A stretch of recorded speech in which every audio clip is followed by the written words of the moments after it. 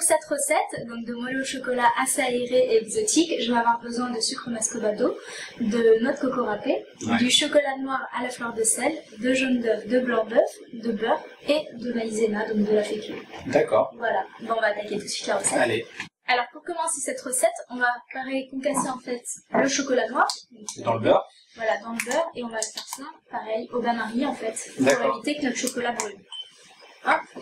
Donc si tu veux, on va rajouter un peu de beurre et ça va se mélanger à la matière grasse qui est contenue en fait avec le beurre de cacao. C'est ça. Hop, donc tout simplement. Donc je te laisse le mettre au bain-marie. C'est parti. Voilà, et donc nous ensuite, on va mélanger donc les blancs d'œufs qu'on va faire monter. Hop, on va faire monter en neige.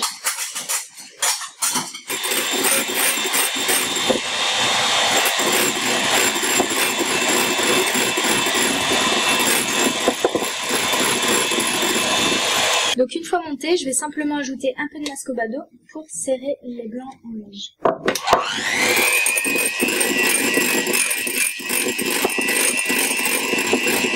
Donc là, nos blancs en neige sont montés en fait, elles sont serrées avec le sucre.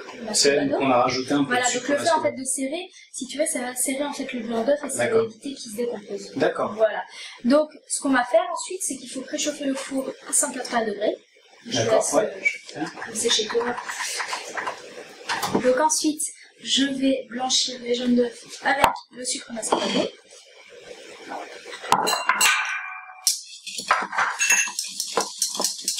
Il faut bien penser à remuer le chocolat pour éviter que ça brûle.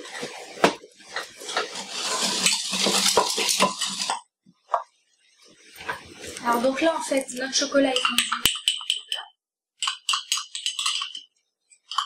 Ce qu'on va faire en fait, c'est qu'on va le verser dans le mélange de jaune.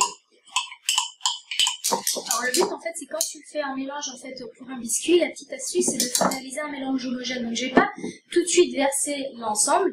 Ce que je vais faire, c'est que je vais le rendre un peu plus homogène avec les blancs. Hop, donc, tu vois là on a un mélange là tout homogène et donc ça va pas se décomposer dedans. Hop, donc là on devrait le mélanger à la spatule, mais là mes blancs sont assez serrés donc on va les...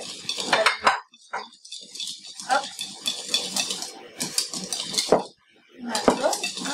Et du coup, est-ce qu'on peut rajouter plus ou moins de chocolat pour avoir quelque chose de plus ou moins chocolaté? Alors on peut mettre n'importe quel chocolat, ça peut être le chocolat au lait, le chocolat noir. D'accord.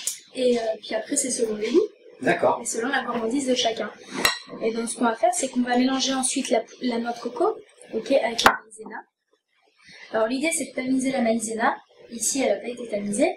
Donc ce que je vais faire, c'est que je vais... Voilà, c'est comme à la maison. Donc ce que je vais faire, tu vois, c'est que je vais quand même le mélanger au fouet. Normalement je devrais le faire avec une maryse. Mais là, je vais faire au fouet pour casser justement les petites granules de maïzena qui auraient pu persister dans la pâte. Donc tamiser, en fait, c'est la passer pour... Le passer au tamis, tu vois, ou dans une petite passette pour éviter les gros morceaux. Parce que comme on le mélange à la maryse, on ne va pas donner d'à-coup et on ne donne pas non plus de force à la pâte. Voilà, donc si tu veux, notre biscuit est déjà réalisé. Tu vois, c'est vraiment un mélange très homogène, mais assez aéré, tu vois, avec les blancs d'œufs. Et je précise que ce biscuit est sans farine. D'accord. Tu vois? Ouais, super. Ici sans farine. Notamment pour les gens qui mangent pas de farine. Mais tu verras aussi la légèreté du biscuit, la différence que ça va apporter la maïzena. D'accord. On va prendre la plaque noire. Allez. Parfait. Avec le papier sulfurisé. Voilà. On va prendre une petite maryse. Et en fait, on met voilà, simplement sur un papier sulfurisé. On étale. Oh, ça va s'étaler tout seul. On peut très bien le faire en fait cuire dans un cercle aussi. Mais bon là, ça ne va pas s'étaler. Et après, je te mets ça au four. Qui est chaud à 180. 180 pendant 8 minutes. Donc voilà, donc on a un biscuit voilà, qui reste très souple. D'accord. Et donc l'idée c'est dès qu'on le sort en fait, donc on peut vérifier en fait la cuisson avec la pointe de couteau. Et ce qu'on va faire c'est on va retourner sur une grille et on va retirer tout de suite le papier sulfure. Alors pourquoi? Pour pas que ça colle. Alors c'est pas forcément pour ça que ça colle. Et si je le laisse en fait sur le papier sulfure, si je le laisse sur la plaque, il va continuer à cuire, donc à briller en dessous. Et si on le laisse sur le papier sulfurisé, ça va nous faire de la condensation avec la chaleur. Donc pour qu'il refroidisse bien, on met toujours sur une grille et on retire le papier sulfurisé. Voilà. D'accord. Alors encore une recette rapide, très facile à faire. Tout et à fait, ouais. très gourmande. Très gourmande. Voilà. Et très légère aussi. Très légère, voilà. On voit, c'est vraiment un biscuit assez léger. On peut même s'en servir pour des biscuits roulades.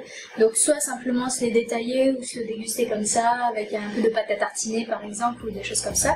Et nous, ce qu'on va faire, on va se le réserver pour tout à l'heure, pour notre recette professionnelle. Parfait. Voilà.